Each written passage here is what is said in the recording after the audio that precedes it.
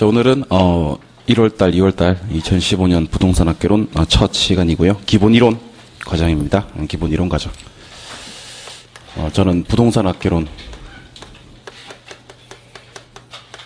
강의하는 이종호라고 합니다. 우리 벌써 개강이 원래 됐었거든요. 11월달, 12월달에 개강이 됐어서 입문과정 수업을 했고요. 입문과정 수업 첫째 시간 수업에서 제가 우리 1년 동안 공부를 어떻게 하는 것이 바람직할까에 대한 오리엔테이션 강의를 했었고요. 혹시 그 강의 못 들으신 분들은 제 카페, 다음 카페거든요. 다음 카페에서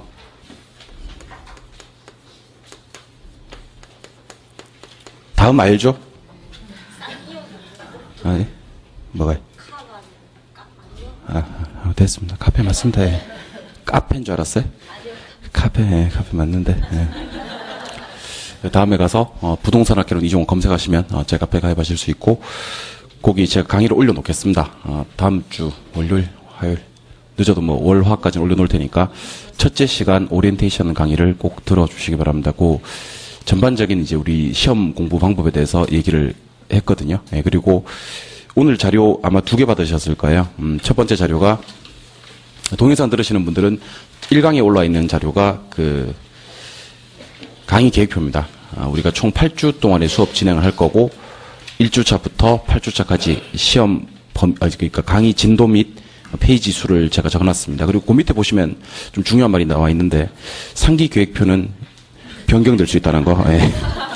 약간의 변동이 될 수 있습니다. 이게 상당히 그런 분들이 계시거든요. 칼 같은 사람들이 있습니다. 그러니까 예를 들면 제가 100페이지까지 수업하기로 해놓고 한 90페이지까지 수업을 하면 이거 어떻게 된 거냐 이거 이렇게 가져와서 따지는 사람들이 있습니다. 그래서 그 밑에 상기 계획표는 이거 사실 그렇게 쓰려고 하다가 못 썼는데 제 사정에 따라 전적으로 제 사정에 따라 수업 진행에 따라 변경될 수 있다는 걸 명심하시고, 두 번째 자료가 OX 자료죠. OX 자료. 이 OX 자료는 어떤 자료냐면 최근 10년간 기출되었던 지문들입니다. 기출되었던 문제들을 오지선다니까 지문들로 다 빼서 그 중에서 여러분들이 지금 시점에서 반드시 알아야 될 것들, 최근 10년간 기출문제 중에서 반드시 알아야 될 지문들을 쭉 한번 제가 가져와 봤습니다. 그래서 이 자료들은 카페에서 다시 출력을 하실 수가 있습니다. 다시 출력을 할 수 있다. 다시 출력할 수 있다는 말에서 여러분들이 생각하셔야 될 건 있는데 왜 다시 출력을 할 필요가 있겠느냐 하는데 계속 풀어봐야 됩니다. 지금 풀고 또 풀고 또 풀고 이렇게 계속 풀어봐야 됩니다. 한번 풀고 나면 답이 적혀져 있을 거 아닙니까? 그죠? 또 출력해서 또 풀어보고 이렇게 계속 반복 학습하시는 게 좋겠다 하는 겁니다. 그래서 카페 활용해 주시면 좋겠고, 제가 11월달, 12월달 첫 강의할 때 오리엔테이션 수업했던 내용을 간단하게 요약해서 말씀을 조금 드리고 가도록 할게요. 첫 번째 학습 방법이에요. 학습 방법.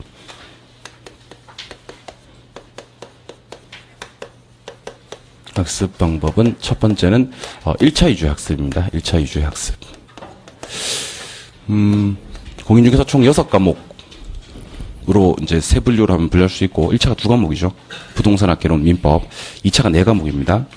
공시세법, 중개공법 이렇게 해서 4과목인데 어쨌든 1차가 합격을 해야 2차가 의미가 있는 겁니다. 사실 여러분들이 시험을 하루에 치다 보니까, 하루에 1차, 2차를 다 치다 보니까 이게 어떤 과목이 더 중요한지 비중을 갖다가 가늠을 못할 텐데, 사실은 다른 시험에서는요 1차 시험 합격자에게만 2차 시험 칠 기회가 주어집니다.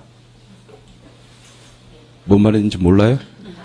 1차 합격자에게만 2차 시험 칠 기회가 주어집니다. 근데 유일하게 우리 공인중개사 시험만 1차 합격 불합격을 떠나서 2차 시험 칠 기회도 주는 거예요. 사실은. 그러니까 오전에 1차를 치는 거죠. 아침 9시에 가서 1차를 치고 합격, 불합격이 불분명한 상황에서 2차를 치는 겁니다. 2차 치면서도 한참 생각해요. 근데 이거 쳐야 되나 이걸 갖다가? 이런 생각이 드는 거죠. 그러니까 하루에 치다 보니까 그런 어떤 일이 발생을 하는 것 같은데, 일단은 여러분들 1차 과목을 우선시 학습을 하셔야 됩니다. 그 말은 2차 수업 시간에 결석하라는 얘기가 아니고 1, 2차 수업 시간에 열심히 오셔서 수업을 듣고 집에 가서 복습하는 시간은 1차 공부하는데 많이 할애를 해 주시라는 겁니다. 그래서 일단 저는 기본적으로 한 3월달까지는 1차만 공부하셔도 누구나 뭐라 그럴 사람이 없다는 거죠. 그래서 혹시 예를 들면 어제 수업 중개사법 쌤이 와서 이렇게 얘기를 할 겁니다. 오늘 수업했던 것 중에서 요거는 중요한 거니까 집에 가서 복습을 하세요. 이렇게 얘기를 하거든. 한 귀로 듣고 한 귀로 흘리시라는 거지. 복습은 집에 가서 개론이나 민법 1차 위주의 학습을 하셔야 된다. 그래서 1차 위주의 학습을 하지 않으시면요. 중개사 시험에서는 전략을 잘못 짜시는 공부가 아닌가라는 생각을 해주시면 됩니다. 두 번째. 우리 중개사 공부하시는 분들 중에서 이제 가장 많이 제가 듣는 얘기가 뭔지 아실 겁니다. 이해가 안 된대요. 이해가 안 됐다. 어렵다. 이해가 안 된다. 이해가 안 되고 어려운 건 자연스러운 현상일까요? 특이한 현상일까요? 상당히 자연스러운 현상. 그걸 받아들여야 됩니다. 받아들이지 못하시면 1년간 상당히 힘들게 우리 수험생을 해나가시게 됩니다. 스트레스를 계속 쌓아두고 공부를 하시는 거죠. 그런 분들은요, 공부가 우선되는 게 아니고 자꾸 고민이 우선되는 겁니다. 학원에 나와서 수업을 들으면서도 해야 돼 말아야 돼 이걸 갖다가 이런 생각을 하시는 분 지금도 있습니다. 이 수업을 들으면서 자칫 자기가 삔대가 안 맞으면 나가겠다라는 마음의 자세를 견지하고 계신 분들이 계시다는 거예요. 그러니까 일단 공부를 시작하기 전에 고민을 충분히 하셔야 되고요. 공부를 시작하신 분들은 공부를 할까 말까에 대한 고민을 하시면 안 됩니다. 어떻게 하면 할까 말까에 대한 고민을 해야 되겠죠. 그러려면 어렵다 인정하셔야 됩니다. 이해가 안 된다 인정하셔야 됩니다. 여러분들이 해야 될 작업은 정독이 아니라 다독을 해야 된다는 거죠. 다독, 통독, 다독. 여러 번 반복해서 읽는다. 그러니까 한 페이지를 펴놓고 1시간, 2시간 읽는 공부는 절대로 바람직하지 못하는 공부가 될 수 있다. 이유는 지금 여러분들이 한 페이지 펴놓고 1시간 읽었던 내용을 3월 달에 읽으면, 5월 달에 읽으면, 7월 달에 읽으면, 9월 달에 읽으면, 시험 직전에 읽으면 그거는 1시간 동안 볼 내용도 아니고 10분 동안 볼 내용도 아니고 1분 동안 볼 내용도 아닐 수 있다는 거예요. 무슨 말이냐면 그냥 당연히 아는 게 될 수도 있는데 여기서 초반에 힘을 너무 빼지 말자. 그래서 처음에는 이해되든 안 되든 그냥 철저하게 넘어가자는 거죠. 체크 표시 하나 있고 아이고 이해 안 되네 하고 체크 표시하고 넘어가자. 그러니까 다독 위주로 공부를 해 주시자. 요게 두 번째 내용이고요. 세 번째. 난이도에 관해서 우리가 생각하셔야 됩니다. 난이도. 모든 자격 시험은 난이도 상중하가 있습니다. 그죠? 상중하가 있는데 난이도 상은 쉽겠어요? 어렵겠어요? 어렵죠. 어려운 게 문제가 되는 게 아닙니다. 더 큰 문제는 뭔지 아세요? 난이도 상이 어렵다보다 더 큰 문제가 뭔지 아세요? 대답해봐요. 요걸 알아야지. 요걸 아시는 분들은 그냥 우리 시험에 딱 최적화된 분이라고 생각하시면 됩니다. 난이도 상의 가장 큰 문제점은 뭘까요? 예? 그렇지. 시간 누가 그랬어요? 합격. 저런 사람이 합격한다는 거죠. 예. 난이도 상은요, 어려운 게 문제가 되는 게 아니에요. 시간이 많이 걸린다는 거예요. 시간이 많이 걸린다. 그러니까 어려운 것도 시간만 적게 걸리면 해결했을 때 문제가 되는 경우가 전혀 없습니다. 근데 어려운 문제는 시간이 많이 걸린다는 거예요. 그러니까 전문가인 제가 부동산학 개론 문제를 만났을 때, 정말 난이도 상 문제를 만났을 때는요, 제가 풀어도 한 3, 4분 걸리는 내용들이 있습니다. 제가 풀어도. 근데 여러분들이 풀면 5, 6분 금방 넘어가겠지. 근데 특징이 뭐냐면 우리 시험은 난이도 상을 맞추든 난이도 하를 맞추든 점수 배점이 2.5점으로 동일하다는 거지. 그걸 적극적으로 활용하셔야 됩니다. 60점 맞으면 되는 시험에서 굳이 난이도 상을 공략해서 점수로 연결시킬 필요가 있느냐. 그거 하나 푸는데 5분 걸렸는데 풀어서 맞췄다고 한들 상처뿐인 영광이 아니겠느냐. 이미 온몸은 피투성이가 되어 있지 않겠느냐. 좀 자극적인 얘기를 하는 거야. 예. 그렇게 생각하시면 좋겠습니다. 그러니까 어차피 어렵고 너무 난해하고 한 내용은 시험에 나와도 여러분들이 공략하지 말자는 거예요. 마음을 그렇게 잡수셔야 됩니다. 그러니까 난이도 중과 하를 집중 공략하자. 중과 하는 풀었을 때 정답이 될 확률도 상당히 높지만 더 큰 장점이 뭐냐면 쉽게 그다음에 시간을 절약해서 맞출 수 있다는 거죠. 그러니까 한 문제를 푸는데 1분도 안 걸려. 3, 40초 하면 난이도 하는 덮었어. 어떤 문제는요, 문제를 읽자마자 답이 손들고 있는 문제들도 허다합니다. 근데 난이도 상을 푸느라고 뒤에 10문제를 갖다 아예 못 봐버렸어. 그럼 그 안에 난이도 중과 하가 얼마나 많겠습니까? 그죠? 그런 전략을 짜시면 바람직하지 못하다. 그래서 난이도 중과 하를 집중 공략하자. 중과 하를 집중 공략하자. 상을 배제하고. 선생님, 상은 완전히 배제해도 되느냐? 완전히 배제해도 됩니다. 완전히 배제해도. 왜? 우리 시험이 100점 시험이 아니기 때문에. 우리 시험은 60점 시험이기 때문에. 명심하셔야 됩니다. 60점 시험이기 때문에. 그래서 혹시 제가 오늘 강의를 할 건데, 제가 항상 강조하는 얘기지만, 제가 수업을 했습니다. 한 10가지 정도 내용을 여러분들 알려드렸어요. 근데 여러분들이 집에 가면서, 난 5개밖에 이해가 안 돼. 하시는 분들, 벌써 50점 나오신 겁니다. 끝났어, 그러면. 절반이 이해가 되시는 분들은. 근데 그거를 받아들일 때, 절반밖에 이해가 안 돼. 이렇게 이해하지 마시고, 같은 관점이지만 다른 관점에서 나는 벌써 절반 정도를 이해하고 있구나라고 생각하시면 좋겠다는 거죠. 그렇게 공부를 해나간다는 겁니다. 무슨 말인지 알겠죠? 난이도 중과 하를 집중 공유하자. 상은 쳐다보지도 않으셔도 됩니다. 어차피 60점 시험에서는 난이도 상으로 합격 점수를 만들지는 못해요. 혹시 난이도 상으로 합격 점수를 만들 생각하시는 분들은 상당히 험난한 수험생활이 예상이 됩니다. 진짜 험난한 수험생활이 예상이 돼요. 그 다음에 네 번째가 응용력이에요. 응용력. 중요한 얘기죠. 응용력. 응용력은 어떤 얘기냐면 이렇게 받아들여 주시면 됩니다. 우리가 수업을 했습니다. 제가 이해가 됩니까? 라고 물었습니다. 내가 좀 이따 수업하면 들어보면 알겠지만 정말 설명을 잘할 거거든요. 예. 정말 설명을 잘한다고. 정말 그 어려운 내용을 정말 이해하기 쉽게 설명을 잘할 거라고. 그러면 이해를 했겠지. 이해를 했겠다고. 여기까지는 참 이렇게 좋은 것 같아요. 그죠? 설명을 했고, 이렇게 어려운 내용을 내가 이렇게 쉽게 접근을 하다니 좋은데, 문제를 딱 갖다 내밉니다. 내밀어서 문제를 풀어봐라. 라고 했을 때, 문제가 안 풀리는 거죠. 그러니까, 알고는 있는데, 문제 5개 중에 오지선다 중에서 답을 체크하지 못한다. 그럼 우리 시험에서는 꽝이라는 겁니다. 근데 그런 사람이 많으냐? 정말 많습니다. 정말 많이 알고 있는데, 시험 점수가 안 나오는 분들, 이런 분들이 정말 많다는 거죠. 문제가 뭘까요? 응용력이 떨어진다는 거예요. 응용력. 그러니까 우리는 그걸 세 글자로 응용력이라고 합니다. 알고 있는 걸 문제 적용을 못한다. 앞으로 그렇게 길게 얘기하지 마시라고. 저한테 와가지고 막 주저리 제가 쌤 설명하면 다 알아듣겠고요. 이해도 다 되고요. 고개도 끄덕끄덕하면서 수업도 듣고요. 쌤 질문하면 대답도 다 하는데 문제가 안 풀려. 이렇게 얘기하지 말고 그 응용력이 저는 응용력이 떨어지는 것 같습니다. 이렇게 쉽게 설명하면 될 것 같다고 가지고 주저리 이렇게 설명할 필요가 없다는 겁니다. 응용력 상당히 중요한 얘기입니다. 시험에서는. 우리가 시험을 앞두고 있지 않은 사람이라면 그냥 이해하고 넘어가면 되는 거야. 이해가 됐고 누가 물어도 대답도 하는 거야. 근데 그런 사람이 문제를 갖다 내밀었을 때 문제를 못 푼다. 응용력이 떨어지시는 케이스가 되지 않느냐라는 생각을 해봅니다. 응용력은 어떻게 기르셔야 되냐면요. 상당히 많은 문제를 풀어보셔야 됩니다. 상당히 많은 문제. 그래서 제가 1월 달부터도 지금 OX 자료로 기출 문제로 나눠드린 이유가 뭐냐면 응용력을 한번 길러보자는 겁니다. 요 자료를 갖다가 제가 아까 말씀드렸듯이 한번 보고 그냥 처박아 놓는 분도 계시고 전혀 안 보는 분도 계시고 같은 자료를 갖다가 프린트해서 또 보고 이렇게 반복하시는 분들도 계십니다. 차이점이 뭐냐면 우리가 1월달, 2월달 수업하고 끝나는 게 아니야. 똑같은 수업을 3월달, 4월달 약간 살을 붙여서 한 번 더 합니다.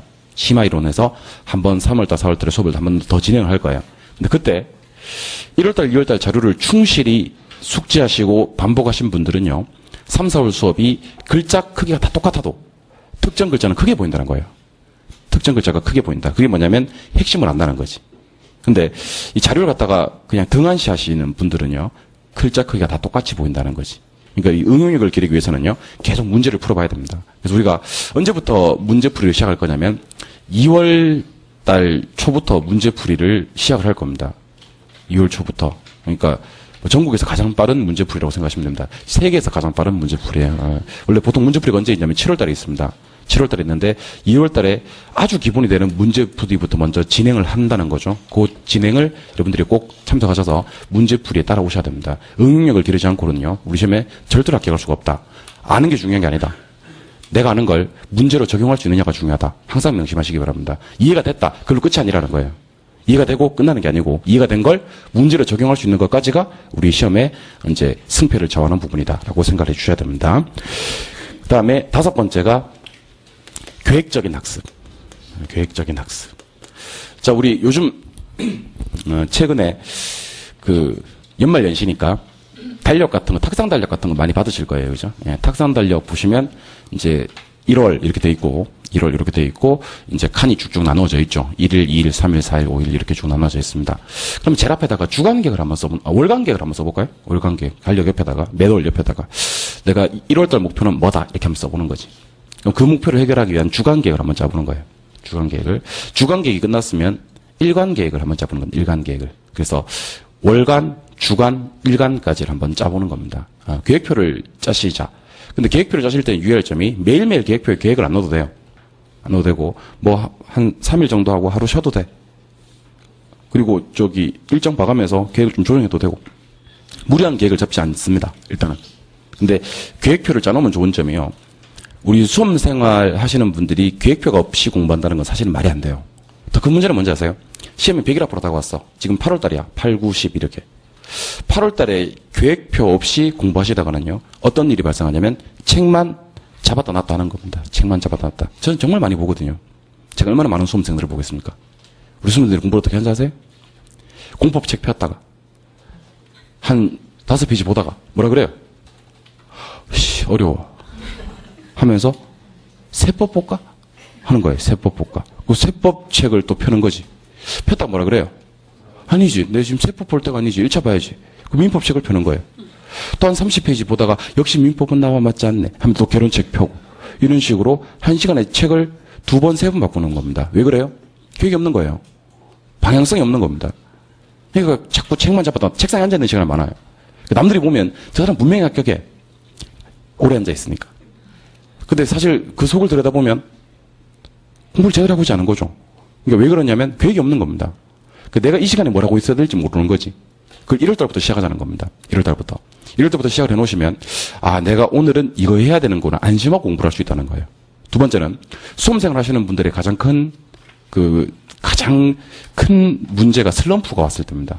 슬럼프가 왔을 때. 슬럼프가 왔을 때 어떤 일이 벌어지는지 알아요? 잘 모르죠. 지금은 정말 열심히 해서 자격증을 손에 쥐어야 되겠다 하는 생각을 하지 않습니까? 그죠? 그런데 갑자기 슬럼프가 버리면 내가 무슨 부귀영화를 누리겠다고 갑자기 뭐 이런 공부를 시작했는지 모르겠네. 갑자기 사람이 그렇게 변해. 왜 무슨 이 자격증 없이도 내가 평생을 잘 살았는데 갑자기 내가 뭐 이런 공부. 됐어. 필요 없어. 뭐 그죠? 예, 그렇게 된다는 거지. 갑자기 사람이 그 무의자연 뭐 이런 걸로 노장사상으로 돌아간다는 거죠. 사람이. 진짜 그렇게 된다니까? 그럼 뭐 내가 나비고 나비가 낸지도 모르는 어떤 그런 사상으로 돌아가서 뭐 공부 이거 필요하냐 이런 생각을 갑자기 하게 되고 공부를 갖다 못하게 되는 상황이 많이 발생합니다. 근데 계획이 있는 사람들은요 슬럼프에 빠져도 빨리 극복할 수가 있습니다. 왜냐하면 계획이 없는 사람들은 한 3살 공부를 안 했어. 그래도 전혀 불안하지 않다는 거예요. 왜냐하면 계획이 없으니까. 내가 오늘 할 일이 없으니까. 근데 계획표에 뭐라도 딱 적혀있는 사람들은요 슬럼프가 와서 3살 놀아. 엄청 불안합니다. 오늘 내가 저거 봐야 되는데 이틀째 또 슬럼프에 빠져서 공부를 안 하고 있어. 술 마시는 거지. 부어라 마셔라 마시는 거지. 마시면서도 내가 오늘 민법 봐야 되는 날인데. 그러다 3일째 정신 차린다는 거죠. 왜냐하면 이 자꾸 쌓이면 나중에 계획이 밀리고 하다 보니까 그래서 계획을 가지고 공부를 하시는 분들하고 계획이 없는 분들하고는 상당히 많은 차이가 있다. 같은 영향을 가지신 분들에서. 그래서 계획표를 한번 짜보자. 그다음에 6번째가 이제 아까 전체보다 사실은 더 중요할 수가 있는데 마인드 컨트롤입니다. 마인드. 어떤 마인드를 가지고 공부를 하셔야 되냐면 마인드. 아까 카페 맞는데 카페 아니라 그래가지고 마인드 컨트롤입니다.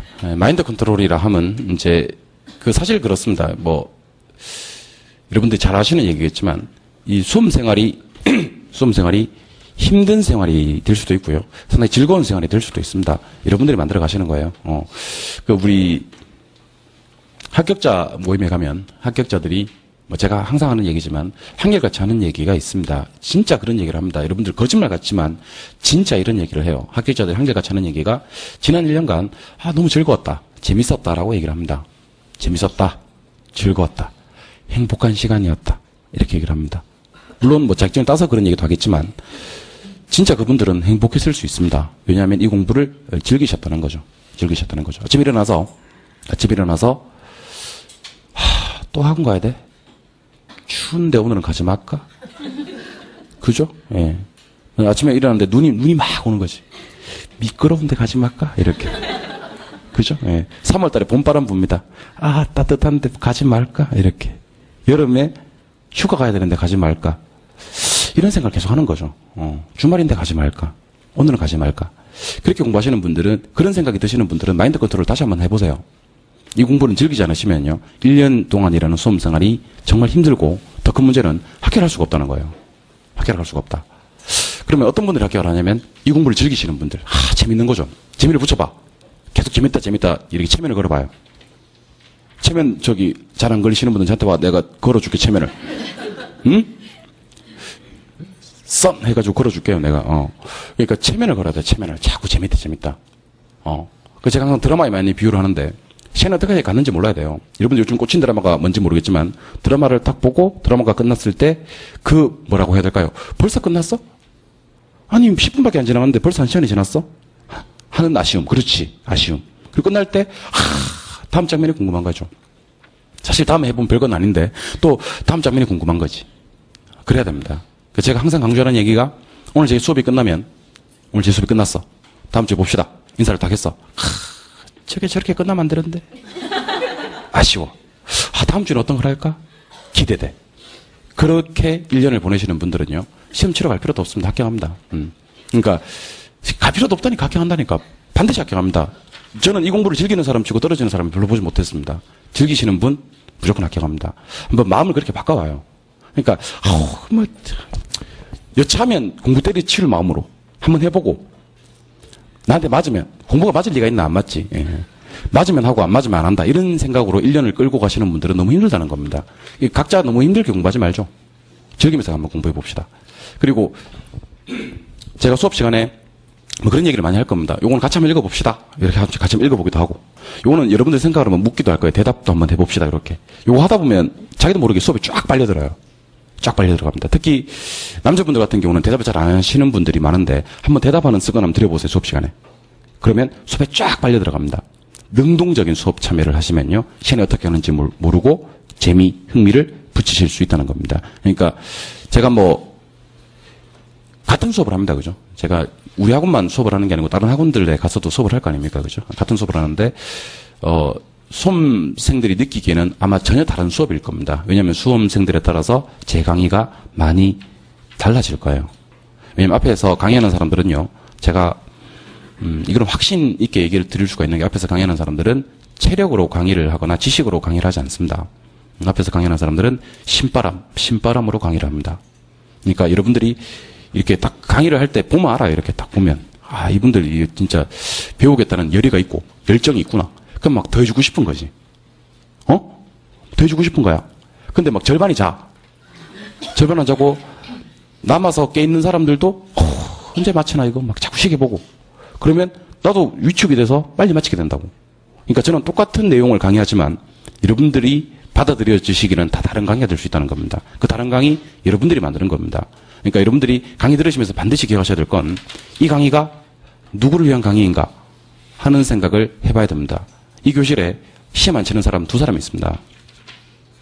이 교실에 2015년 10월 24일 날 시험 안 치는 사람이 딱 2사람 있습니다. 나랑 저 사람이랑. 저 사람 알죠? 저 사람.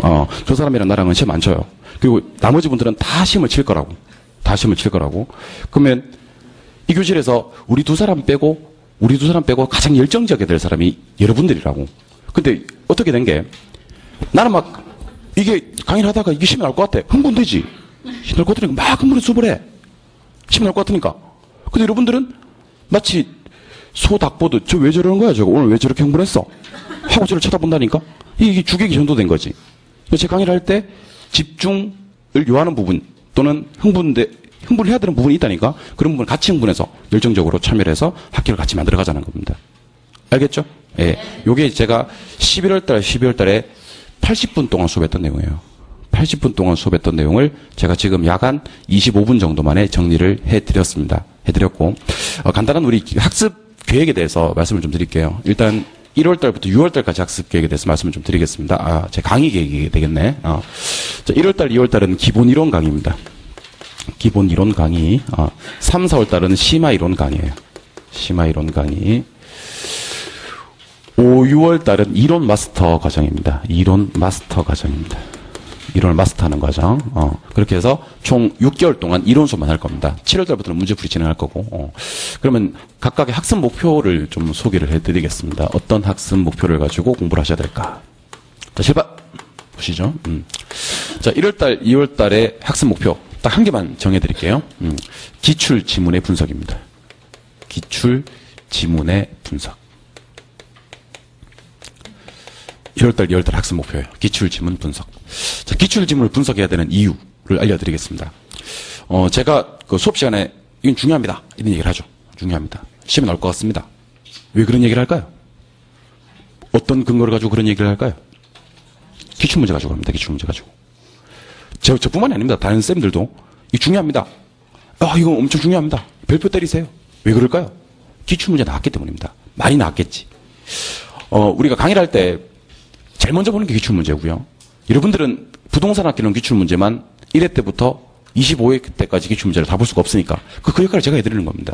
제가 1회 때부터 25회 때까지 기출문제를 모두 분석해서 시험의 출제 패턴을 모두 분석해서 그중에서 시험에 가장 많이 나왔던 애들을 갖다가 여러분들한테 중요하다고 강의를 하는 겁니다. 그래서 기출문제에 대한 분석이 되지 않은 분들은요.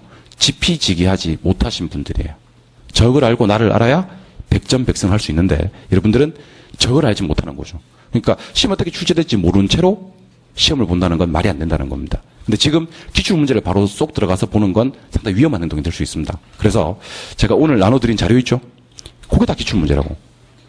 최근 10개년 기출문제를 나눠드린 거예요. 그중에서 여러분들이 1월달, 2월달에 반드시 확인해야 될 지문들을 확인시켜드린 겁니다. 그래서 이 지문들, 제가 오늘 나눠드린 자료, OX 자료, 기출 지문들이니까 기출문제 분석을 완벽하게 하시자.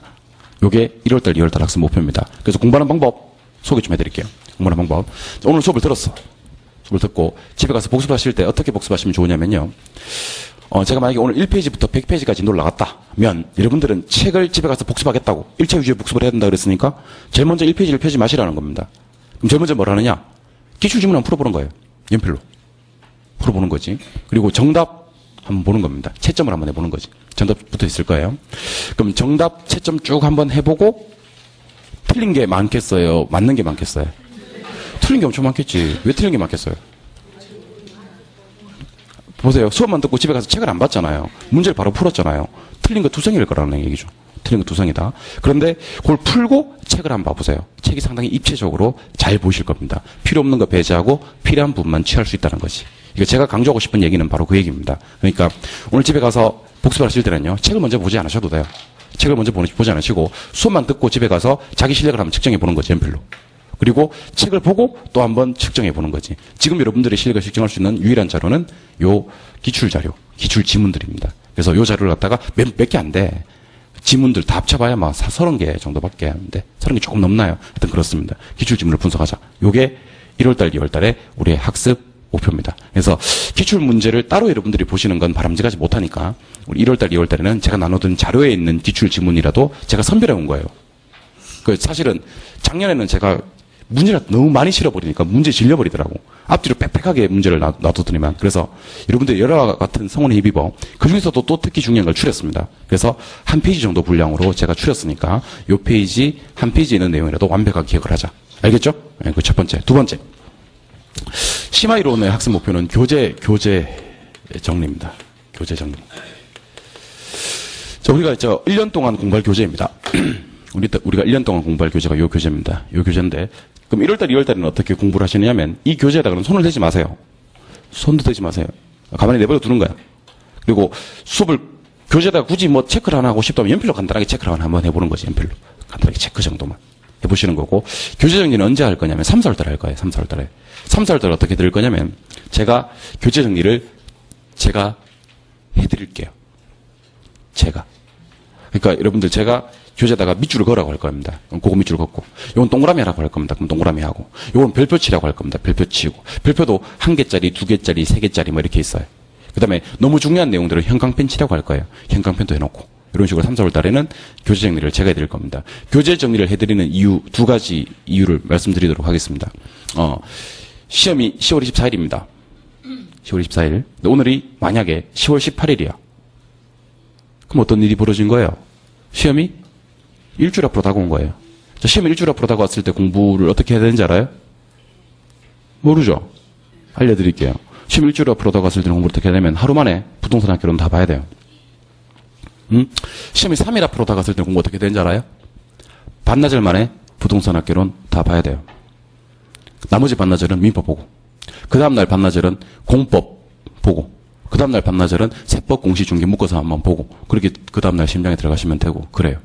자, 그러면 우리는 분명 하루 만에 또는 반나절 만에 부동산학개론 교재를 다 봐야 되는 그런 시기가 온다는 거예요.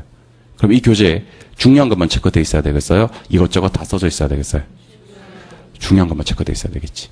근데 제가 교재 정리를 제가 안 해드리니까 어떤 일이 발생하냐면 여러분들 임의로 밑줄을 걷더라고. 긋고. 그럼 제가 그걸 보이거든요? 안 볼 것 같아요? 보입니다. 밑줄 걷는다고. 그럼 제가 보니까 그럼 별로 안 중요해. 그러면 제가 어떻게 했어요? 찝찝해. 저기 밑줄 그으면 안 되는데. 전 별로 안 중요한데. 또 제 딴에는 이렇게 얘기를 합니다. 이거는 올해 시험에 나왔습니다. 이렇게. 왜 그렇게 얘기를 하냐면 내년에 안 나올 것 같아서. 올해 나왔다 이렇게 얘기를 합니다. 그러니까 그 사람 뭐 하고 있어? 별표 치고 있어. 와, 이게 시험에 나왔어? 별표 치고 있죠. 내가 보고 있으면 어떨 것 같아요? 찝찝해. 저 내년에 안 나온다는 얘기인데. 그러니까 교재를 여러분들한테 맡기지 않겠습니다. 그래서 제가 뭐 항상 강조하는 얘기지만 제가 제 교재 밑줄을 그어올 거예요. 3월달 되면. 밑줄도 그어오고 별표도 쳐오고 형광펜도 쳐오고. 그 사실 이거 제가 쓴 교재인데 제가 이거 밑줄 그을 필요가 있겠어요? 없지 사실은. 그렇잖아요? 근데 여러분들한테 확인시켜 드리는 거예요. 제 교재랑 여러분들 교재랑 일치시켜 드리겠다라는 걸 확인시켜 드리는 겁니다. 그래서 제 교재랑 여러분들 교재랑 똑같이 만들어 드리겠습니다. 3, 4월 달에. 근데 3, 4월 달에 왜 교재 정리를 하고 1, 2월 달에 안 하냐면요. 1, 2월 달에 교재 정리를 하니까 문제가 있어요. 문제가. 어떤 문제가 있냐면 주객이 전도되어 버리는 거예요. 주객이. 그러니까 밑줄 긋는 게 주가 되고 이해하는 게 객이 되어 버리더라고. 그래서 여기다가 밑줄 그으셔 하니까 기계적으로 밑줄만 딱 긋는 거예요. 그걸 왜 그었어요? 그럼 물어보니까 네가 그으라 그랬잖아. 내가 그래서 그었지. 그렇게 얘기하면 안 된다는 겁니다. 밑줄을 그으면서 이게 왜 그어져야 되는지, 별표를 치면서 이게 왜 별표가 쳐져야 되는지를 알아야 되는 거예요, 여러분들이. 그러니까 1월달, 2월달에 어느 정도 개념을 잡고 3, 4월달에 어느 정도 아는 상태에서 밑줄을 긋자는 거지. 그래서 교재 정리는 제가 3, 4월달에 완벽하게 해드릴 테니까 교재에다가 손을 대지 말자. 알겠죠? 예. 5, 6월달. 요게 이제 아까 제가 말씀드렸던 응용력을 기르는 과정입니다. 응용이 한 방에 생기진 않거든.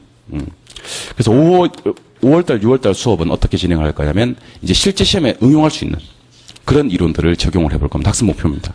그래서 처음부터 응용력을 기를 수는 없는 거니까 첫 번째는 이제 기출 지문 한번 분석해보자. 1월달, 2월달에. 근데 요거는 항상 이렇게 받고 들어가는 거예요. 받고.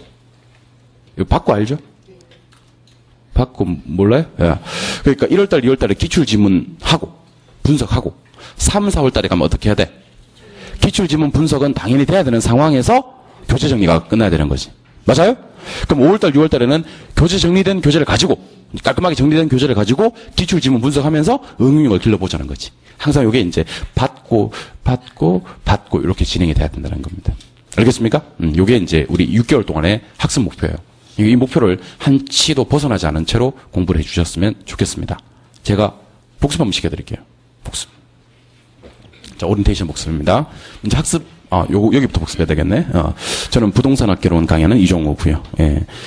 추가적으로 자료를 갖다 복사하고 싶다거나, 어떤 자료들이 그동안 쭉 나왔는지, 그 다음에 11월달, 12월달 수업했던 내용 중에서 오리엔테이션 강의를 한번 더 듣고 싶다 하시는 분들은 다음 카페에서, 다음에서 부동산학개론 이종호 이렇게 검색하시면 됩니다.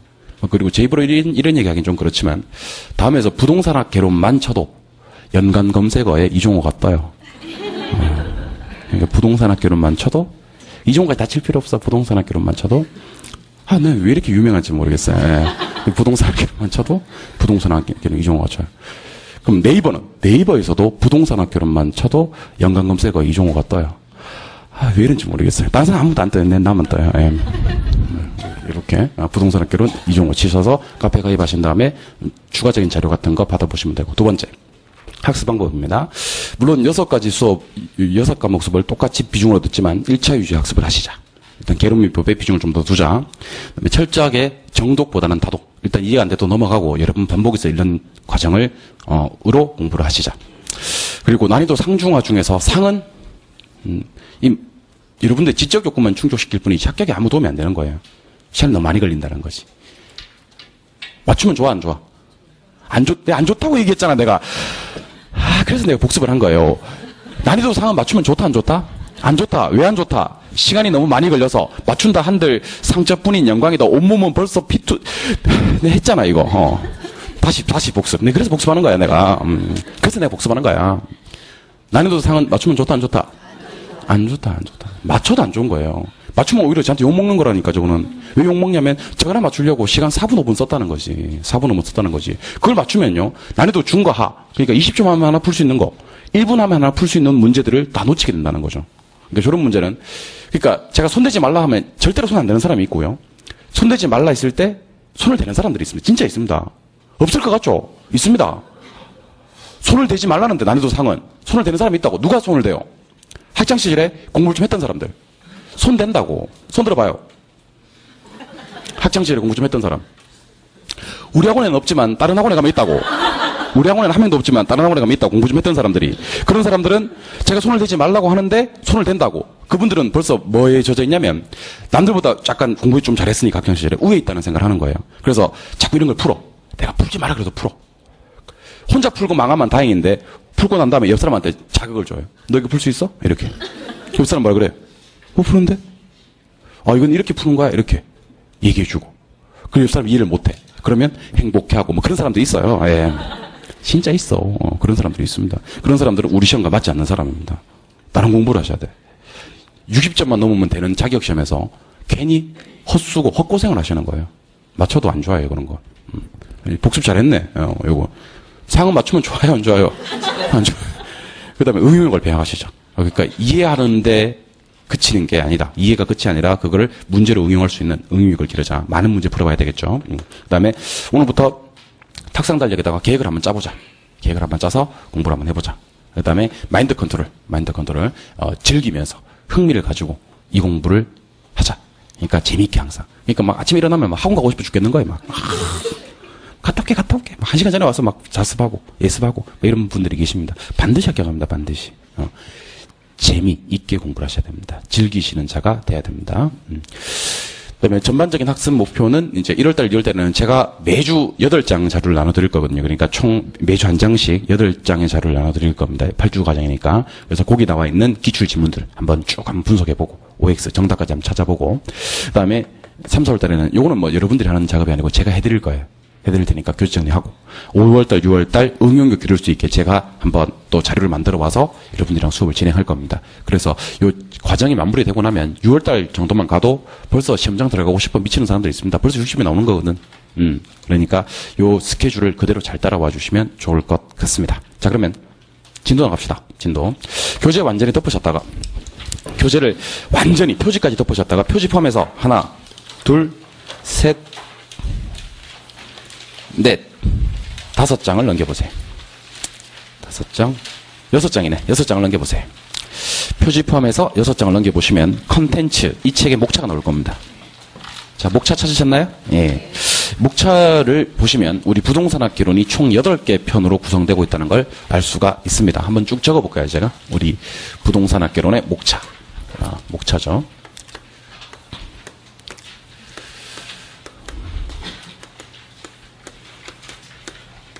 목차.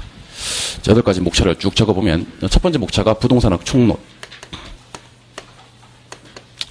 두 번째 목차가 부동산 경제론, 세 번째 목차가 부동산 시장론, 네 번째 목차가 부동산 정책론, 다섯 번째 목차가 부동산 투자론, 그 다음 금융, 그 다음에 개발 관리 마케팅론인데 그냥 개발이라고 할게요. 마지막 8번째가 감정평가론. 이렇게 해서 총 40문항이 출제가 됩니다. 물론 우리는 요 40문항에서 24개를 맞추셔야지 합격을 하실 수 있고요. 그래야지 60점이 나오거든요. 예. 그럼 40문제가 나오는데 어디서 몇 개 정도가 출제가 되는지 우리 연필로 한번 적어보겠습니다. 세부적인 내용은 제가 3, 4월달 가서 하도록 하고요. 연필로 그냥 몇 개 정도 나오는지 가볍게 한번 적어볼게요. 연필 꺼내세요. 오늘 연필 없는 사람들, 볼펜만 가지고 있는 사람들은 적지 마세요. 적지 마시고 그냥 쳐다보시고 계셔도 돼요. 총론은 한 3개 정도 나옵니다. 3개. 물론 2개 나올 때도 있습니다. 2개 나올 때도 있는데 평균 3개 정도. 경제론 한 5개 정도 나옵니다. 5개. 시장도 한 5개. 정책은 요즘 조금 줄었어요. 이게 원래는 5개 정도 나오다가 한 4개 정도. 4개. 투자론은 5개 이상이 나옵니다. 5개 이상. 반드시 5개 이상이 나오더라고. 그러니까 최소 문항수로 잡았을 때 5개고요. 많이 나왔을 때는 8개까지 나올 수 있습니다. 8개. 8개. 상당히 중요한 파트입니다. 금융론도 한 5개. 5개. 개발론은 한 5개. 평가론은 한 6개에서 7개. 6개에서 7개. 물론 올해 시험, 작년 시험이죠. 25회 시험에서는 8개가 출제가 된 적도 있습니다. 물론 저는 평균적인 문항수를 말씀드리는 겁니다. 그래서 다시 한번 문항수를 말씀드리면 총론에서 3개, 나머지는 한 5개 정도씩 출제가 되다가 투자론 5개 이상, 금융론도 한 5개, 개발도 5개씩 출제되다가 평가론에서 또 5개 이상 출제가 됩니다. 근데 이 중에서 제가 굳이 별표를 한번 쳐볼게요. 제목에다가. 첫 번째 경제론 보이실 겁니다. 찾았어요? 네. 경제론이 총 2개 장으로 구성이 되고 있잖아요. 무슨 장이 있어요? 부동산 수요 공급하고 오른쪽에 경기 변동 있잖아요. 수요 공급에다가 별표를 한번 딱 때려줍니다. 수요 공급. 난이도가 조금 있어요. 조금 있고 요거 좀 초반에는 상당히 넘기 힘든 관문이에요. 수요 공급. 별표 하나 딱 때려두시고. 때렸어요? 예. 그 다음에 5편에 가시니까 투자론 보이실 겁니다. 투자론. 찾으셨어요? 거기는 편 제목 앞에다 별표 하나 딱 때려주시고, 투자론. 투자론. 6에 가시니까 금융 찾으셨나요? 여기다 별표 하나 때려주세요. 올해는, 자꾸 올해네. 작년에는 25회 시험에서는 금융론에서 문제가 상당히 많이 나왔어요. 7개 나왔습니다. 7개. 상당히 많이 나왔거든요. 중요하고. 그 다음 쭉 가다 보면 제일 마지막 장에 평가론. 이거 중요합니다. 평가론. 그래서 우리 부동산학개론 총 8개 편 중에서 우리가 반드시 확인하셔야 될 편이 4편입니다. 4편. 첫 번째가 뭐죠? 경제론의 수요 공급. 경제론의 수요 공급이죠? 그 다음에 뭐예요? 투자론. 그 다음에 금융론. 그 다음에 평가론. 선생님 그러면 이게 4개가 중요하니까 나는 1월달, 2월달에 4개만 공부하고 싶은데 그래도 돼? 하시는 분들은 그래도 돼요. 그래도 돼. 그럼 나머지는 전혀 수업만 듣고 전혀 안 봐도 돼? 안 봐도 돼요. 안 보면 나중에 문제를 어떻게 맞추냐? 내가 맞추게 해드릴게요. 맞추게 해드릴게요. 근데 요 4개 파트는요, 제가 맞추게 해드린다고 해서 여러분이 맞출 수 있는 내용이 아닙니다. 혼자 공부를 좀 하셔야 됩니다. 그래서 집에 가서 복습하셔야 될 파트는 4개 파트. 집중적으로 복습하셔야 될 파트입니다. 수요공급. 그 다음에 투자. 그 다음에 금융. 그 다음에 평가론이 됩니다. 작년 같은 경우에 금융론이 많이 출제가 되는 바람에 제가 금융도 넣었어요. 원래는 3개만 봐도 되는데 수요공급, 투자, 평가만 봐도 되는데 금융론까지 추가. 그래서 수요공급, 투자, 금융, 평가론. 요 4개 파트가 상당히 중요하다. 그럼 오늘은 여러분들이랑 저랑 가벼운 마음으로 뭘 공부할 거냐면 여기 있는 총론이라는 걸 공부할 거예요. 총론. 총론을 저랑 같이 공부할 겁니다. 총론은 3문제밖에 안 나오는 부분이고 별로 중요한 파트는 아닙니다만은 첫 단추예요. 우리 부동산학의 어떤 학문이고 부동산을 우리가 어떻게 볼 것인가에 대한 개념이기 때문에 가볍게 한번 보도록 할게요. 우리 교재 페이지 이제 첫 진도 나갑시다. 첫 진도. 우리 교재 페이지 18페이지. 18페이지 가시니까 부동산학의 책에 나옵니까? 예. 그 책에는 제가 체크만 가볍게 해드릴 테니까 집에 가서 심심할 때, 아주 심심할 때 한번 읽어보시면 됩니다. 먼저 가로 1번에 가시니까 부동산학의 정의 나옵니까? 동그라미 1번만 체크하세요. 동그라미 1번만. 동그라미 1번만 체크하세요. 동그라미 1번이 어떻게 되어 있냐면 부동산학은 부동산 활동의 능률화 원리 및 그 응용 기술을 개척하는 종합응용과학이다. 김영진 교수 이렇게 되어 있습니까? 예, 그거 한번 심심할 때 한번 읽어보시면 돼요. 부동산학의 정의입니다. 부동산학이 어떤 학문이에요? 체크하셨어요? 예. 오른쪽에 가시니까 2번. 가로 2번 말고 큰 2번. 오른쪽 페이지 가시니까 하단부에 2번. 부동산학의 학문적 성격이 있습니까? 그것도 한번 체크해보세요. 앞에다가 연필로. 부동산학의 학문적 성격. 자, 부동산학은 여러 가지 학문들을 짬뽕시킨 학문이에요. 그래서 무슨 과학이다 그래요? 종합과학이다. 두 번째, 부동산학은요, 인간 생활에 써먹을 수 있는 학문이어야 돼요. 그래서 무슨 과학이다? 응용과학, 실천과학이다. 이렇게 얘기를 합니다. 그래서 한 장 넘겨보세요. 가로 3번에. 부동산학은 태풍, 홍수, 지진, 해일과 같은 자연적 움직임을 탐구하는 학문이 아니고 투자, 금융, 평가, 관리, 개발, 마케팅과 같은 사회과학의 성격을 가지고 있습니다. 알겠죠? 예. 부동산학은 아까 말씀드렸듯이 인간 생활에 구체적으로 써먹을 수 있는 구체과학이고요. 법 규제가 많기 때문에 규범과학이다. 뭐 이런 얘기를 합니다. 참고하시면 돼요. 참고하시면 되고 나머지는 보지 마세요. 보지 마시고 책을 넘기세요. 제가 보지 않는 건 여러분들도 보지 마세요. 교재 페이지를 31쪽으로 넘겨주시고요. 31쪽을 넘겨주신 다음에 31쪽을 살짝만 접어주세요. 살짝 접어주세요. 그래서 앞으로 부동산학개론 공부하실 때는요, 31쪽부터 출발하시면 됩니다. 31쪽부터. 그러니까 학원에 오니까 이런 것도 배우는 거예요, 이런 것도. 집에서 혼자 공부하시는 분들은 1페이지부터 30페이지까지 얼마나 열심히 보는데, 1페이지부터 30페이지까지 얼마나 열심히 보는데, 그거 시험에 안 나와요. 시험에 안 나옵니다. 이게 제가 안 나온다고 얘기하는 게 아니고, 우리 시험을 주관하는 부서가 산업인력공단이거든요. 산업인력공단에서 부동산학개론 시험 범위를 발표했다니까, 어디서부터 어디까지 출제하겠습니다. 이렇게. 그때 처음 시작되는 범위가 부동산의 개념과 분류부터입니다. 알겠죠? 근데 원래 부동산학 개론이란 과목 교재 안에 앞에 부동산학의 체계 부분이 있습니다. 그래서 그거는 그냥 제가 부동산학이 어떤 학문이다 하는 걸 넣은 거고, 여러분들은 뭐부터 보시면 되냐면 교재 페이지 31쪽에 부동산의 개념과 분류부터 확인을 하시면 됩니다. 앞에는 시험에 안 나옵니다. 시험에 안 나오는 거 안 해도 되겠죠? 좀 할까요? 하지 맙시다. 예, 시험 나오는 거 맙시다. 자, 그러면 31쪽부터 힘차게 출발합니다. 칠판.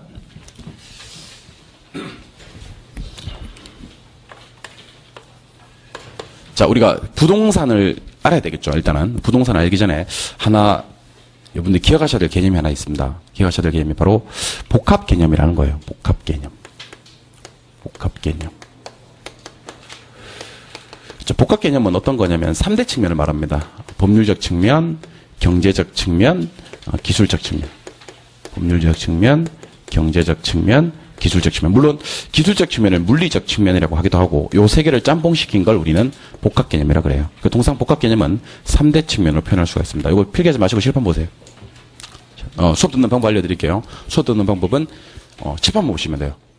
교재 쓰시지도 않고 노트도 필요 없어. 칠판 보셨다가 나중에 제가 교재 봅시다 할 때 그때 교재 보면 돼요. 알겠죠? 수업 듣는 방법입니다. 많이 쓰면 안 좋아요. 칠판 보세요. 나중에 후회하시면 돼요. 나중에 수업 안 들었던 걸. 칠판. 자, 복합 개념이라는 건 3대 측면으로 표현할 수가 있는데 법경기가 있습니다. 법경기가 뭔지 제가 한번 알려드릴게요. 자, 공법 하는 게 있고 사법 하는 게 있어요. 그 다음에 경제학 하는 거 있고 경영학 하는 거 있어요. 그 다음에 건축학 하는 거 있고 토목학 하는 거 있어요. 칠판 한번 보시죠, 여러분들. 자, 부동산, 그러면 제일 먼저 떠오르는 그림이 아마 이런 그림이 떠오를 겁니다. 토지 위에 건물이 있는 그림. 요게 아마 가장 일반적으로 우리가 부동산 하면 생각나는 그림일 겁니다. 자, 그러면 부동산 학이라는 학문은 과연 어떤 학문일까? 부동산 학은 일단 토지 위에 건물을 지어야 됩니다. 그죠? 예, 따라서 건축학 관련이 있겠어요? 없겠어요? 있고, 토목학도 관련이 있다. 근데 토목학과 건축학은 부동산학과 관련이 있긴 한데 어떤 측면에서 관련이 있다? 기술적인 측면에서 관련이 있는 거예요. 부동산학은 기술적 측면의 학문들인 건축학, 토목과 관련이 있다, 없다? 있다. 그 생각 마시면 돼, 일단. 됐어요? 두 번째. 토지 위에 건물을 짓는 이유를 알아야 돼. 왜 짓는데? 수익을 얻기 위해서입니다. 뭘 얻기 위해서? 요거는 수익의 극대화입니다. 수익의 극대화. 요거는 부동산학을 처음 우리나라에 정립시키신 김영진 교수님이 전제를 깔아버렸어요. 부동산학의 목적, 연구 목적. 부동산 소유자의 목적은 수익의 극대화에 있다. 그럼 토지 위에 건물을 지어서 수익을 극대화하려면 경제학의 도움을 받아야 되겠죠? 매니지먼트, 비즈니스, 경영학의 도움을 받아야 되겠죠? 예, 요거 또 부동산과 관련이 있다, 없다? 있다. 어쨌든 수익을 내야 되니까. 요거는 관련이 있긴 한데 무슨 측면에서? 경제적인 측면에서 관련이 있다. 됐어요? 예, 세 번째. 그럼 토지 위에 건물을 지어서 수익을 내려면 요만큼 짓지 말고 이만큼 지으면 수익이 더 많이 나왔나? 나겠지. 임대 공간이 더 많아지니까. 맞죠? 근데 왜 얘는 여기까지밖에 안 지었느냐? 용적률 때문에 그래요. 용적률. 나중에 배웁니다. 건축법 시간에. 용적률. 모든 건축물은요, 용적률의 규정에 맞게 건물을 지을 수밖에 없어요. 얘도 더 짓고 싶을 때까지밖에 못 짓는 거예요.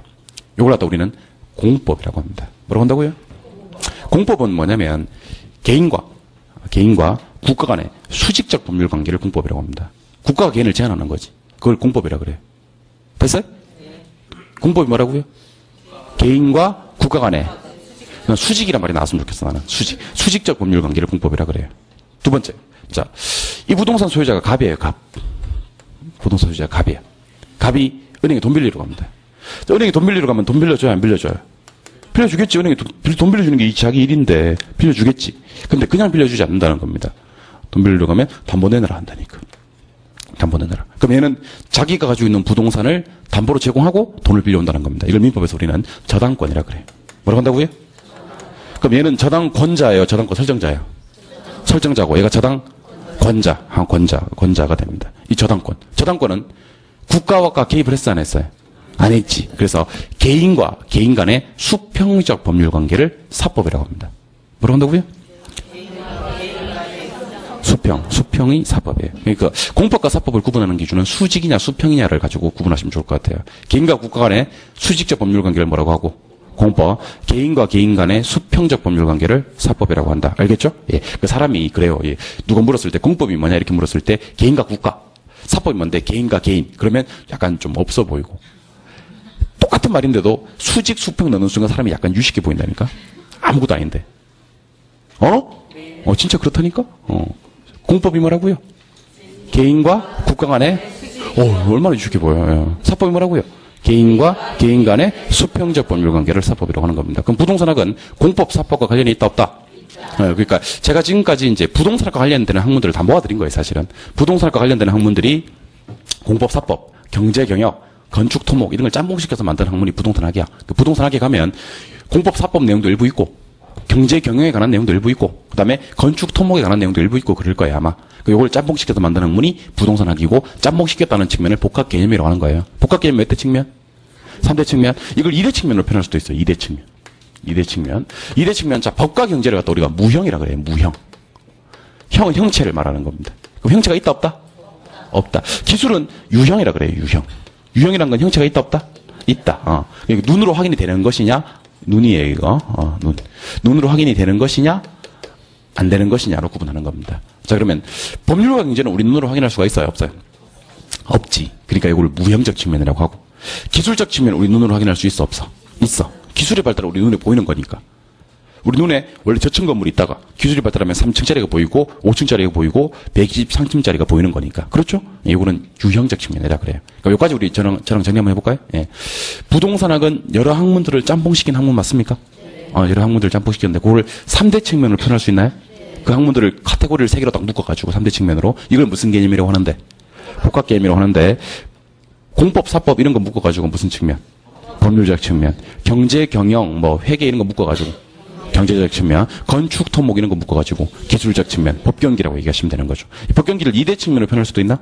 법과 경제 묶어서 무형, 기술은 유형 이렇게 들어가는 거예요. 아시겠습니까? 그래서 부동산학이 복합 개념의 학문이에요. 앞으로 제가 묻겠습니다. 부동산은 어떤 학문입니까? 라고 물으면 복합 개념의 학문이다. 여러 가지 학문들을 복합적으로 짬뽕시킨 학문이다 이렇게 보시면 됩니다. 그래서 부동산을 볼 때도 복합 개념으로 봐야 됩니다. 부동산을 볼 때도 복합 개념으로 본다. 지금부터 이제 시험에 나오는 거 들어갑니다. 시험에 나오는 거 출발합니다. 이제 시험에 나오네, 이제. 지루한 시간 오랫동안 기다리셨습니다. 지금부터 시험에 나오는 거 소개해 드리도록 하겠습니다. 시험에 나오는 거 첫 번째는 복합 개념의 부동산입니다.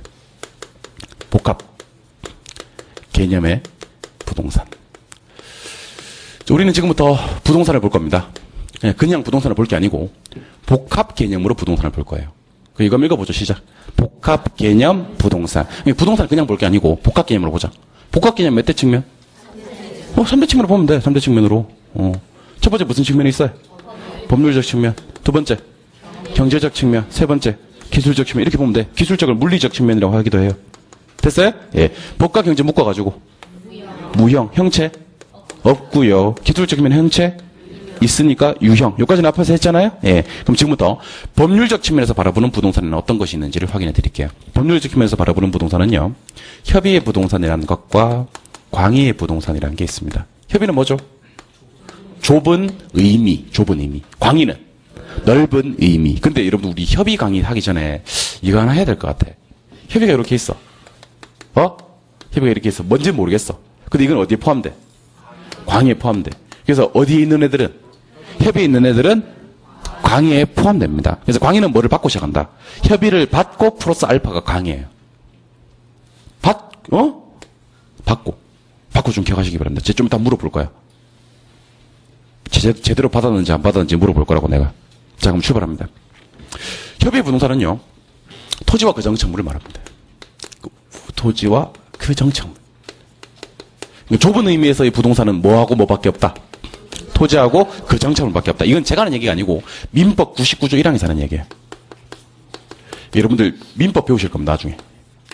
이제 우리 민법 개강하면 민법 배우실 겁니다. 민법 시간에 부동산이라 민법 99조에 가면 이렇게 나와 있어요. 99조 1항에 토지와 그 정착물은 부동산이다 이렇게 얘기를 합니다. 99조 2항이 뭔지 아세요? 1항 말고는 1항이 아까 뭐였어요? 토지와 그 정착물이 부동산이라고 그랬잖아. 그거 말고는 다 동산이라고 얘기를 합니다. 민법은 이분법이야. 이분법. 뭐만 부동산? 토지와 그 정착물은 부동산. 나머지는 동산. 이렇게 보는 거지. 근데 부동산학에서도 토지와 그 정착물을 부동산으로 본다니까? 근데 무슨 측면에서? 협의로 보는 거예요. 좁은 측면에서. 그럼 광의에는요? 광의는 뭐를 받고? 토지와 그 정착물을 받고 준부동산이라는 게 추가되는 겁니다. 준부동산. 준부동산을 의제부동산이라고 하기도 합니다. 자, 한번 같이 해봅시다. 준부동산. 의제부동산. 그럼 지금부터 저랑 준부동산, 의제부동산이 뭔지를 가볍게 한번 들어보죠. 이거는 다른 수업을 들어보시면 조금 더 이해하기가 쉬운데, 준부동산, 의제부동산은요, 등기 등록의 공시방법을 갖춤으로써 원래 부동산 아니었지만 부동산에 준하여 취급되는 것들을 말합니다. 부동산에 준하여 취급되는 것들. 원래 필기하면서 수업 들으시는 분들은 상당히 불안할 거예요, 지금. 왜 불안하냐면 내가 이걸 쓰고 지우고 해버리면 뜰 기회는 사라져버리고 그러면 나는 집에 가서 아무것도 모를 거고 뭐 이렇게 될 건데 제가 교재에다 체크를 좀 다 해드릴 거예요. 교재에다가. 체크를 해드릴 테니까 전혀 걱정하지 않으셔도 됩니다. 불안한 표정이 역력하신 분들이 한 서너 분 보여서 제가 그런 말씀을 드립니다. 괜찮아요, 여러분들. 동의하지 마세요. 괜찮아요. 어떤 애들이 있냐면 자동차요, 건설기계요, 항공기, 선박이요, 공장재단이요, 광업재단이요, 그 다음에 어업건이요, 그 다음에 임목이요. 어업건이요, 임목이요. 그럼 지금부터 중부동산 뭔지 가볍게 소개해드리겠습니다. 이게 나중에 뒤에 가면 다 알게 되는 거라서 지금 무겁게 소개할 필요가 없습니다. 저를 보세요. 공시방법이라는 얘기가 나오네요. 그죠? 공시방법. 동사는 공시방법이 점유입니다. 점유. 뭐라고요? 점유. 부동산은 공시방법이 등기입니다. 또는 등록. 등기 또는 등록. 그러니까 공시방법이 부동산하고 동산하고 달라요. 부동산은 공시방법이 등기 등록. 동사는 공시방법이 점유. 누가 얘기하는 거지. 시계 이거 누구 거야? 내 건데. 그게 왜 네 건데? 내가 점유하고 있잖아. 됐어. 내 거 맞아. 동사는 공시방법이 점유거든요. 부동산 내가 살고 있어요. 현재. 물어요. 그 부동산 누구 거야? 이건 내 거야. 그게 왜 네 건데? 내가 살고 있잖아. 부족해. 그걸로는 부족해. 살고 있는 걸로는 부족해. 뭐 떼어서? 등기부 떼어서 보여줘야 돼. 봐, 내 거 맞잖아. 이렇게. 응? 그러니까 부동산은 공시방법이 등기 등록인데 동사는 공시방법이 점유라는 겁니다. 그러면 동산들이 다 점유하고 부동산들이 다 등기 등록하면 아무 문제가 안 생겨요. 평화로워요. 피스. 응? 평화롭다고. 근데 동산들 중에서 상당히 건방진 동산들이 있습니다. 일단 토지와 거정착물이 아닙니다. 민법에서 말하는 부동산이 아니야. 아니지. 민법에서는 누구만 부동산이라고 했으니까. 토지와 거정착물만 부동산이라고 했으니까. 그러면 민법에서 말하는 부동산이 아님에도 불구하고 그러면 당연히 뭐지? 동산이지. 민법에서는. 맞죠? 근데 자동차, 건설기계, 항공기, 선박, 공장재단, 광업재단, 어업권, 임목원 토지와 거정착물도 아닌데 마치 지가 부동산인 것처럼 공시방법을 뭐라고 한다? 등기 등록을 한다는 겁니다. 하나 보여드릴까? 보여드릴게. 자동차. 이 자동차는 지가 몰고 다니면 지 거야? 아닙니다. 자동차 등록원부에 등록돼 있어야 돼요.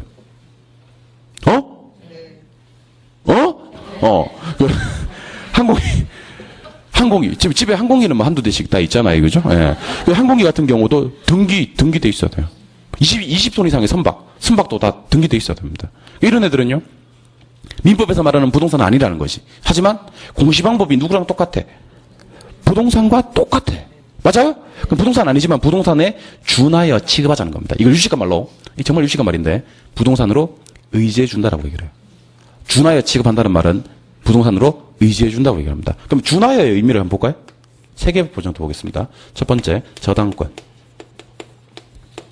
두 번째, 중개할까, 중개? 중개. 그 다음에 감정평가. 이렇게 세 가지만 제가 예를 들어볼게요. 민법을 배웠으면 오늘 수업하기가 참 좋은데, 민법 아직 안 배우신 분들이 계시기 때문에 제가 민법 얘기를 조금만 할게요. 제가 민법 잘 모릅니다. 그냥 잠깐만 할게요. 틀렸을 수도 있어. 그냥 들어보세요. 네.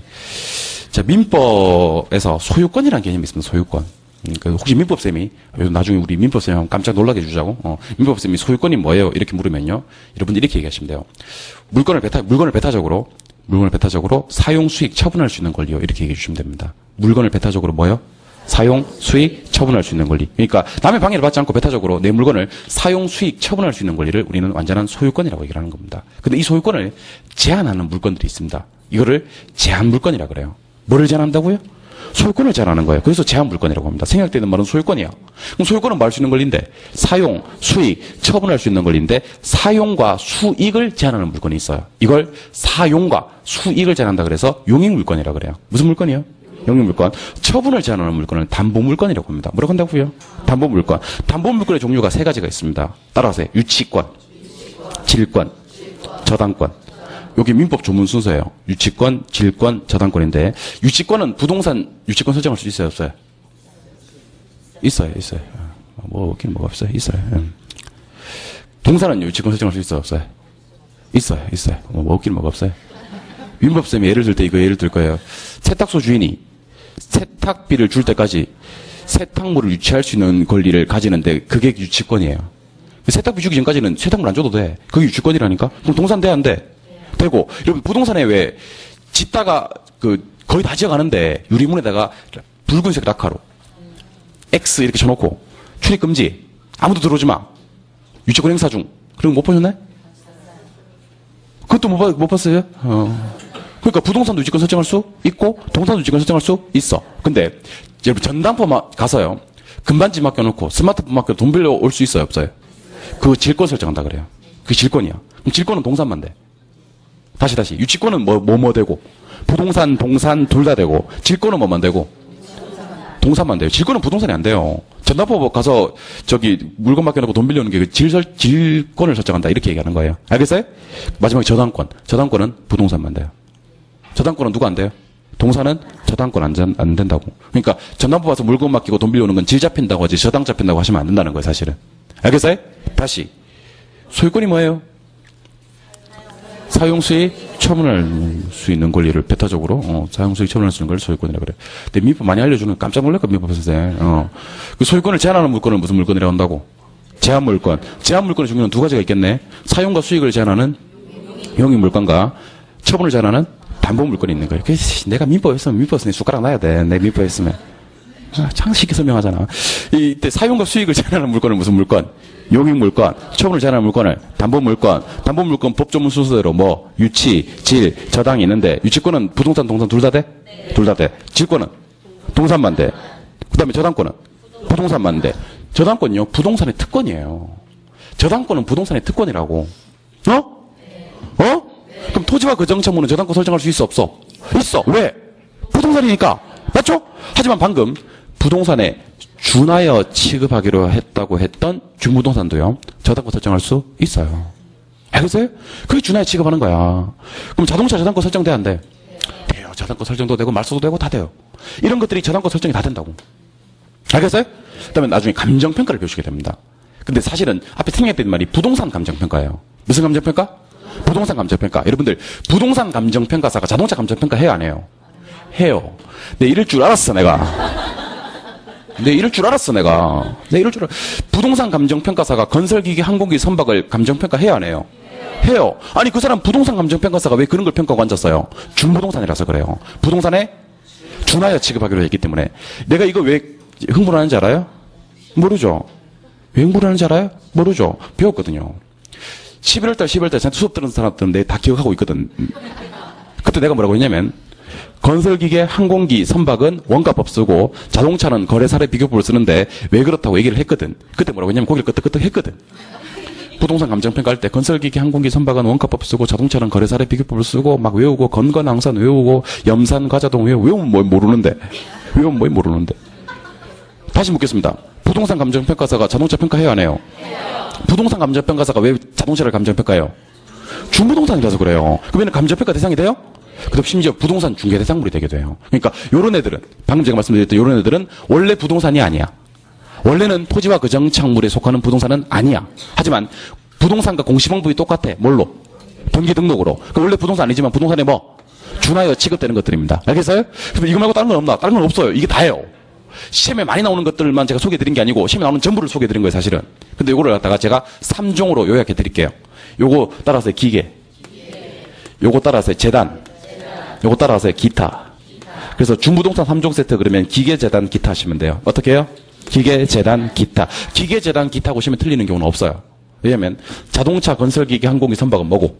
기계고, 공장재단, 광업재단은 재단이고, 어업권, 임무권 그냥 기타 처리하시면 된다는 거예요. 알겠어요? 그럼 제가 지울게요. 자, 대답하세요. 중부동산은 공시방법이 부동산과 똑같네? 뭐나 뭐로? 등기 등록. 그럼 원래 부동산 아니지만 부동산에 준하여 취급해준다. 유식가 말로 부동산으로 의지해준다. 맞아요? 어떤 거 있어요?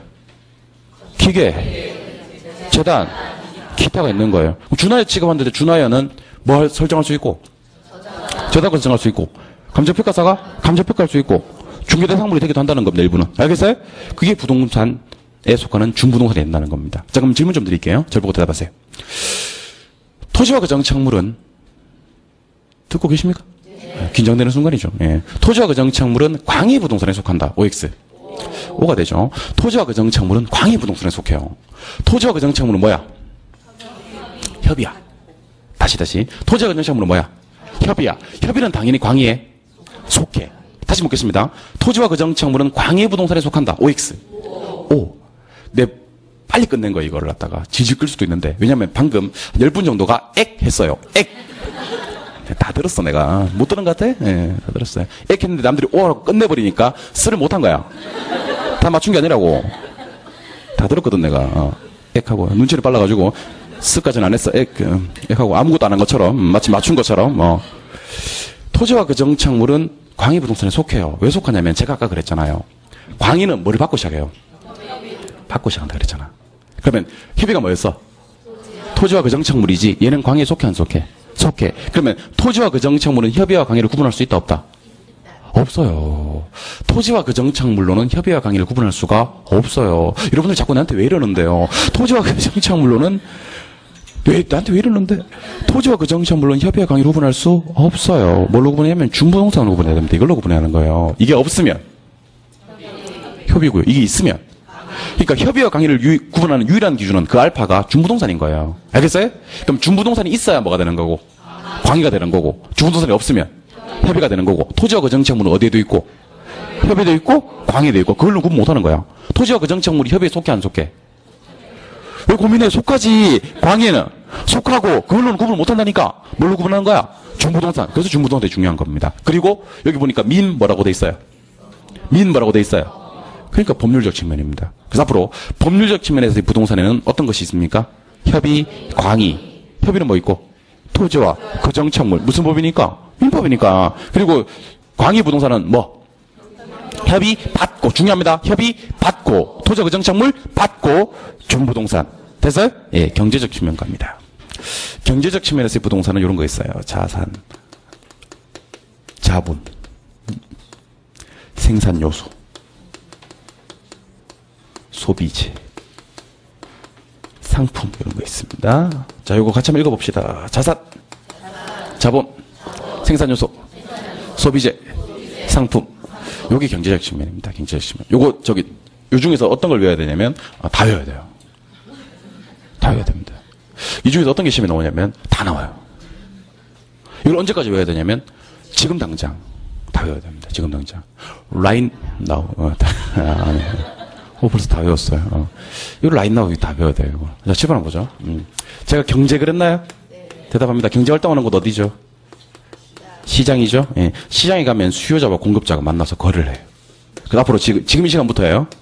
경제 활동하는 곳이 어딥니까? 그러면 뭐? 시장. 시장 가면 누가 있어요? 그러면 수요자와 공급자. 딱 이렇게 세팅을 딱 해놓으세요. 계속 물을 거니까. 경제 활동하는 곳 어디? 시장 가면 누가 만나요? 수요자가 공급자한테 돈 줘요, 돈? 돈 줘요? 돈으로 쓸게.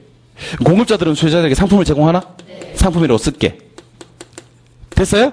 이걸 갖다 우리는 두 글자로 거래라고 그래요. 거래. 거래. 어떤 것들이 이루어지냐면 수요자들은 공급자들에게 뭘 주고? 돈 주고. 공급자들은 수요자들에게 상품을 제공합니다. 근데 우리 시험에 돈 나와 안 나와? 돈 안 나와. 돈을 좀 유식한 말로 한번 꾸며봅시다. 말을 꾸미는 거야. 자, 돈. 내 돈. 내 돈을 자본이라 그래. 뭐라고 한다고요? 지분이라고 하게 돼요. 지분, 자본.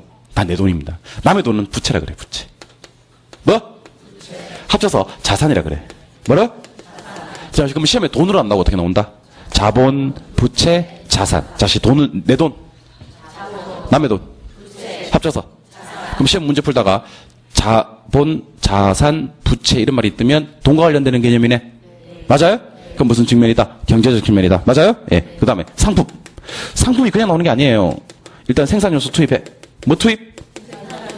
이걸 생산재라고 하게 돼요. 생산재. 생산요소, 생산재. 소비재 해봐요. 그럼 뭔지 알겠죠? 뭘 투입해서? 생산요소 투입해서 뭐가 된다? 소비가 된다는 거죠. 그럼 한번 들어보세요. 생산의 3요소. 뭐 있어요? 다 적었다. 네, 다 적었다. 네. 다 적었다네. 네. 자, 생산의 3요소는 토지, 노동, 자본입니다. 토지, 노동, 자본을 생산의 3요소라고 하고, 최근에 생산의 4요소라고 해서 토지, 노동, 자본의 경영까지 추가하기도 합니다. 부동산 학에서는 이것만 보셔도 될 것 같네요. 토지는 뭐죠? 생산 요소예요. 그럼 여기다가 이제 주택이라고 써볼게. 그럼 대답 한번 해보실래요? 우리가 잠자고 거주하고 생활하는 곳은 어디죠? 주택입니까? 그럼 주택은 우리가 최종 뭐 하는 거? 소비하는 거네, 그죠? 예. 근데 주택을 소비하려면 어쩔 수 없이 뭐라는? 토지라는 생산 요소가 투입이 돼야 됩니다. 맞나요? 이건 제가 항상 강조하는 게 빵과 밀가루 관계야. 빵과 밀가루. 자, 그럼 대답하세요. 대답하세요. 여러분들 배고플 때는 빵 먹나요? 밀가루 막 퍼먹나요? 배고파 그래서 밀가루 퍼먹는 경우는 잘 없죠. 배고플 때 뭐 먹어요? 빵 먹어요. 그럼 빵은 뭐가 되는 거고? 소비재가 되는 거예요. 근데 빵을 소비하려니까 밀가루라는 뭐가 투입돼야 된다. 생산 요소가 투입돼야 되는 거예요. 여러분들 잠잘 때요. 주택에서 잠을 자요? 토지에서 잠을 자요? 주택에서 잠을 자지. 토지에서 잠을 잘 수도 있긴 하지만 입 돌아가요, 아침에. 돌아가요, 또. 진짜 돌아가, 진짜. 한번 해봐. 돌아가는지 안 돌아가는지. 입 돌아가. 그러니까 주택은 많은 건데, 소비하는 건데, 이걸 소비하려니까 토지라는 생산 요소가 투입돼야 되겠지? 인풋, 아웃풋의 관계예요. 여기 투입돼야 이걸 소비할 수 있는 거예요, 사실은. 알겠어요? 그러면 토지라는 뭐를 투입하고, 생산소 투입하고, 주택을 마다가, 소비하다가, 소비 잘했어요? 소비 잘했는데 20평이에요, 20평. 20평인데, 갑자기 둘째가, 누나랑 같이 못 자겠다고 하는 거예요. 못 자겠다. 독방 달라. 자기 방을 달라는 거야. 줘야지. 그러면 좀 더 큰 32평으로 이사 가는 거예요. 그럼 지금 있는 소비하던 주택은 시장에 내놓겠지. 내놓으면 거래의 대상이 되는 뭐가 되는 거지? 상품이 되는 거지. 맞아요? 그러면 이거 싹 지워버리지. 싹 지워버립니다. 한 2분 정도가 계속 필기하다 실패하고 있어요. 이제 쫙 지워버리니까. 아까 중부동산 적다가 실패하고. A씨 하고, 그죠? 예. 방금 또 시장 적다가 실패했네. 미안해요. 예. 저 절반. 2분 정도가 자꾸 실패하고 있어요. 예. 제가 그러니까 적을 필요가 없다는 거지. 지금 당장 공부하자 그랬잖아요. 그러니까 적을 필요가 없는 거지. 경제활동하는 곳. 시장 가면 누가 있어요? 수요자, 공급자. 수요자들, 공급자들 돈 줄 거 아니야. 돈 내려오시면 안 나오잖아. 네, 도와드릴게, 내가. 내 거. 예? 자본. 자산은 것 같은데, 자본. 남의 거. 부채. 합쳐서. 이런 말이 뜨면 경제 맞네요, 그죠? 예. 공급자들은 수요자들에게 뭘 주는데? 상품이 그냥 나오는 게 아니라 그랬잖아. 뭐 투입하고. 그 다음에 시험 어떻게 나오냐면 이렇게 나와요. 다음 중 경제적 측면의 부동산이 아닌 것은 이렇게 나와요. 1번에 자산, 2번에 자본, 3번에 생산요소, 4번에 소비재, 5번에 공장재단 이렇게 나온다고. 기출 문제예요, 이거. 제가 방금 얘기 드린 게. 답은 뭐? 공장재단. 공장재단이 왜 답이 아닌지 볼까요? 공장재단은 무슨 부동산이고? 중부동산이고. 중부동산 어디에 속해요? 광의에 속하지. 맞아요? 협의 광의로 구분하는 것은 무슨 측면? 법률적 측면의 구분이라는 거지. 그러니까 경제가 아닌 거지. 근데 그걸 떠나서 일단 공장재단은 경제가 될 수가 없는 게 경제가 되려면 자산, 자본, 부채, 생산요소, 소비재, 상품 이런 게 나와야 된다는 거지. 그게 머릿속에 그려져 있었으면 좋겠어요. 그 메커니즘이. 됐어요? 예. 기술적 측면의 부동산은 이런 거 있어요. 예. 따라해봐요. 자연, 공간, 위치, 환경. 요거는 암기하지 마세요. 왜 암기하지 않으셔도 되냐면 제가 아까 기술적 측면은 물리적 측면이라고 하게 된다 그랬죠.